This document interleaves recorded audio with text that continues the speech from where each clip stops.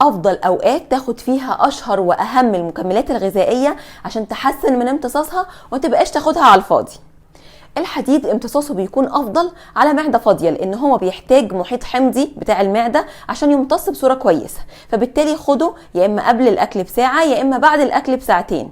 اما لو بطنك بتتعب منه فانت ممكن تاخده بعد وجبة على طول، بشرط ان الوجبة دي لا تحتوي على منتجات الالبان، ويفضل يكون فيها فيتامين سي لانه بيحسن من امتصاص الحديد. واوعى تاخد ابدا مكمل غذائي فيه كالسيوم مع مكمل غذائي حديد. فيتامين سي ومجموعة فيتامين بي يفضل تاخدها اثناء النهار. فيتامين A و D و K و E لازم يتاخدوا بعد وجبة دسمة شوية عشان هما بيمتصوا في محيط دهني. والفيتامين دي يفضل تاخده بالنهار.